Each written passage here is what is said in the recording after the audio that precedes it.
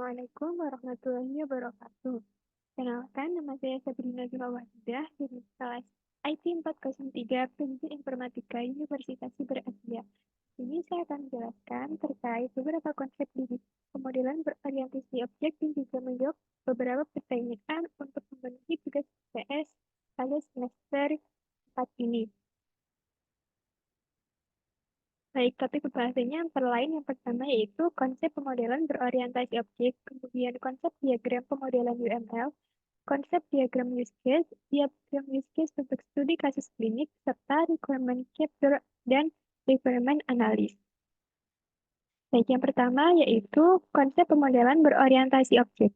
Jadi, konsep pemodelan berorientasi objek merupakan konsep yang digunakan untuk menyederhanakan segala jenis permasalahan yang ada dalam sebuah sistem dengan menggunakan objek sebagai konsep utamanya sebelum memulai proses implementasi dan juga mengcoding sebuah program.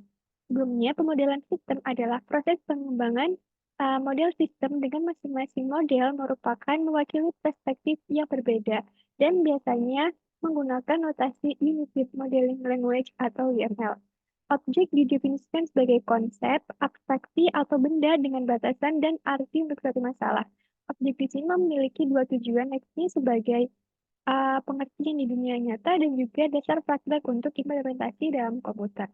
Kemudian, kelas adalah menggambarkan sekumpulan objek yang memiliki atribut dan kelakuan atau behavior serta operasi dan relasi yang sama. Contoh dalam dunia nyata, objek seperti orang, perusahaan, binatang, sedangkan masing-masing dari objek itu memiliki sifat atau atribut yang berbeda-beda, seperti umur, IQ, pekerjaan. Nah, dan kelas ini merupakan sekumpulan dari objek yang memiliki atribut yang sama atau perilaku yang sama juga. Di sini ada contoh kemudian dari konsep diagram pemodelan UML. Jadi ada beberapa diagram dalam pemodelan UML sendiri. Yang pertama yaitu use case diagram, di mana menggambarkan hubungan interaksi antara sistem dan juga aktor. Use case dapat mendeskripsikan tipe interaksi antara pengguna dan juga sistem. Berikut adalah contoh dari diagram use case. Jadi di sini ada use case login, kemudian ada aktor administrator, user, dan juga author kredensial yang saling terhubung.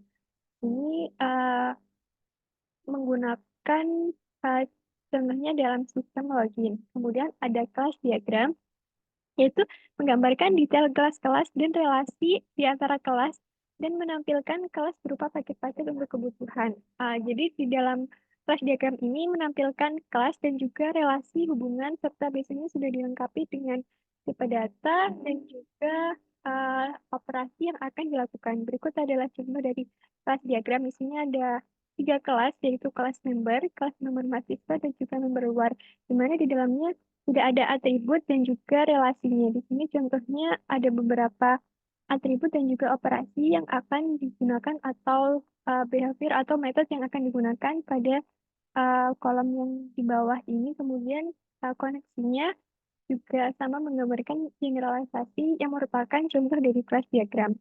Kemudian ada behavior diagram atau diagram berdasarkan tingkah laku dan itu terdiri dari activity diagram yang menggambarkan aktivitas objek, set, dan juga event. Kemudian ada collaboration diagram menggambarkan objek dan relasinya termasuk struktur perubahan yang disebabkan oleh adanya suatu message. Jadi di sini berdasarkan kolaborasi.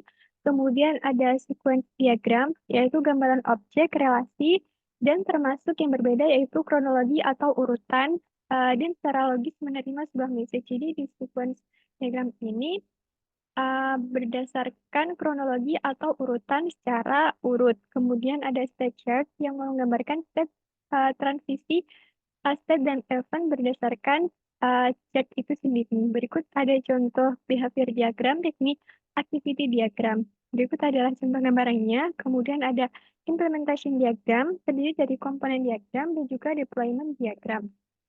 Berikut adalah contoh komponen diagram.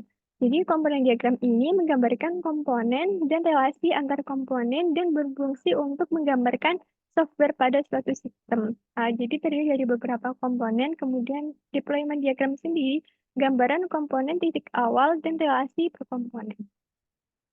Selanjutnya contoh diagram use case. Jadi tadi ada beberapa diagram. Salah satu yang merupakan awal sendiri itu ada use case diagram.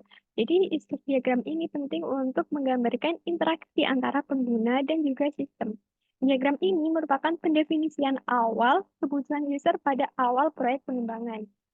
Jadi dari manfaatnya antara lain ini digunakan untuk berkomunikasi dengan end user dan juga domain expert atau yang berhubungan, kemudian mengidentifikasi siapa yang berinteraksi dengan sistem dan apa yang harus dilakukan untuk verifikasi.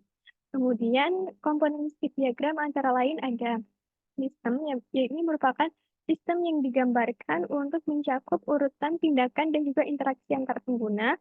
Kemudian aktor yang menjelaskan siapa saja yang berinteraksi dengan sistem, serta use case adalah komponen gambaran fungsional dalam sistem. Jadi tadi misal di sistem itu berbentuk empat untuk persegi untuk membedakan dengan komponen sistem yang lain. Kemudian aktor adalah orang di sini. Kemudian use case dalam abstraksi antara sistem. Jadi tadi misalnya use-nya diisi login. Kemudian untuk garis ini adalah tanda panah ini association yang merupakan abstraksi dari penghubung antara aktor dan juga use case.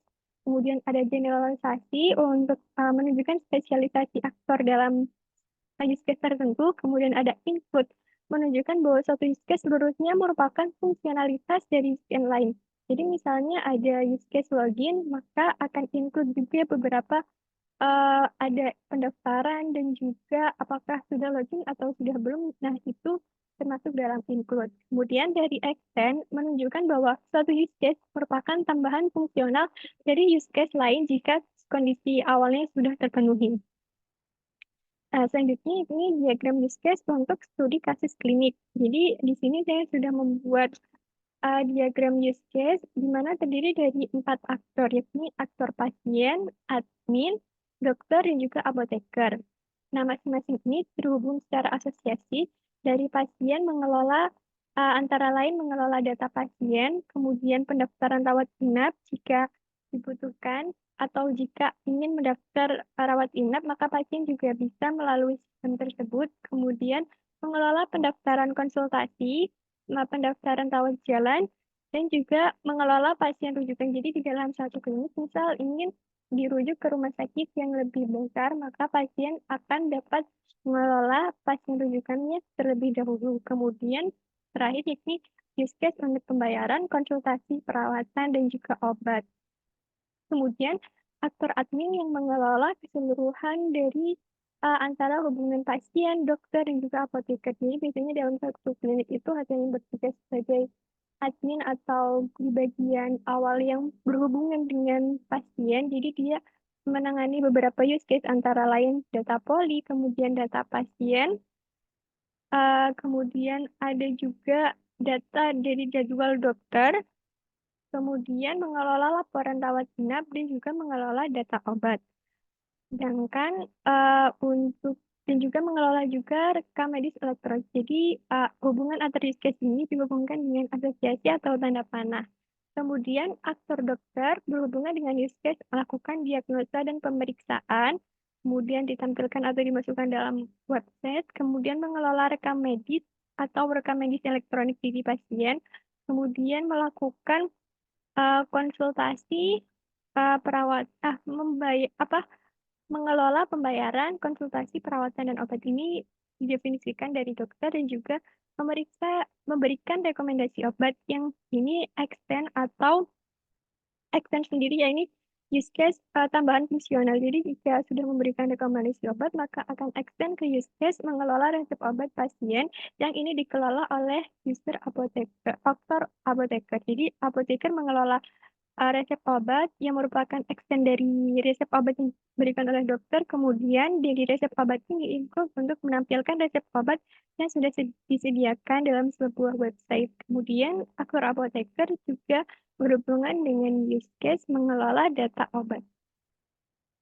Kemudian selanjutnya yakni konsep requirement capture. Jadi requirement capture adalah proses mengumpulkan informasi mengenai kebutuhan dan harapan pemangku kepentingan atau pemangku bisnis untuk sistem yang akan dibangun. Jadi memastikan semua kebutuhan bisnis dan pengguna diidentifikasi secara akurat. ada beberapa tipe requirement yang antara lain fungsional yang merupakan deskripsi dari proses yang dilakukan dalam sebuah sistem. Jadi fungsi dari sebuah sistem itu dipastikan akan bekerja seperti apa. Jadi fungsi yang dijalankan seperti input, output, dan juga data yang ditampilkan. Kemudian non-fungsional, yakni deskripsi mengenai bagaimana atau sebaik apa sistem bekerja. Mulai dari response time, kemudian retrieve atau volume dari data, dan juga security serta atau keamanan dari suatu sistem tersebut. Kemudian ada tipe requirement usability yang berkaitan dengan kecocokan antara sistem dan juga pengguna. Jadi memastikan apakah sistem yang sudah dibangun atau yang akan dibuat nanti sistem dengan kebutuhan pengguna. Kemudian untuk mendapatkan teknik untuk mendapatkan fakta-fakta tersebut ada 5. Yang pertama ini background reading atau membaca dokumentasi dari organisasi dan tujuan bisnis. Contohnya ada report, policy, dan juga documentation. Kemudian ada interviewing atau melakukan interview untuk mendapatkan pemahaman mendalam terkait tujuan bisnis. Jadi yang diinterview bisa manajer, kemudian staff, dan juga pelanggan. Kemudian ada observation, yaitu dengan langsung melihat atau mengamati apa yang terjadi dalam suatu proses dalam pembangunan bisnis dan juga terkait dengan pelanggan. Kemudian ada dokumen sampling yang merupakan contohnya yakni untuk mendapatkan data statistik volume transaksi dan juga pola aktivitas. Serta yang terakhir yaitu questionnaire yang merupakan membuat pertanyaan atau memperoleh pandangan dari sejumlah besar orang dengan cara yang didapat untuk mendapatkan data secara statistik. Nah, ini caranya bisa dengan menggunakan kuesioner atau pertanyaan terbuka dan tertutup. Kemudian, dokumen requirement adalah dokumen yang harus disimpan dalam manajemen dengan menggunakan kontrol versi atau bisa dilihat versi sebelumnya agar bisa dilihat bagaimana perkembangan dari awal dokumentasi sampai dengan uh, diadakannya requirement capture. Kemudian ada requirement analis, yakni suatu proses yang mendapatkan informasi mengenai sistem atau perangkat lunak yang dibutuhkan oleh pengguna, bertujuan untuk menjelaskan apa yang harus dilakukan oleh software yang akan dibangun. Jadi, alat utama untuk menggunakan untuk menganalisis requirement analis, yakni adalah diagram kelas. Jadi, harus dijelaskan secara detail pada diagram kelas yang ini merupakan menggunakan 2 cara, yakni langsung diperoleh dengan cara application domain dan juga membuat kelas diagram pada setiap use case secara terpisah. Kemudian setiap kelas diagram akan diperoleh disusun menjadi suatu kelas diagram. Berikut adalah gambaran dari requirement analysis mulai dari project initial document sampai nanti pada untuk mendapatkan requirement analysis secara jelas teknik dengan membangun atau membuat diagram kelas pada setiap use case yang berbeda-beda dari sistem tersebut. Kemudian langkah-langkahnya antara lain yakni identifikasi kebutuhan, klarifikasi dan validasi untuk menyaring kebutuhan dan juga setelah mengklasifikasi, memprioritaskan kebutuhan berdasarkan dampak dan juga urgensi, kemudian yakni mendokumentasikan kebutuhan, yaitu menyusun kebutuhan dalam format yang terstruktur seperti OS atau Software Requirement Specification. Baik, kurang lebih itu yang bisa saya sampaikan terkait beberapa konsep dalam pemodelan berorientasi objek. Kurang lebihnya mohon maaf. Wassalamualaikum warahmatullahi wabarakatuh.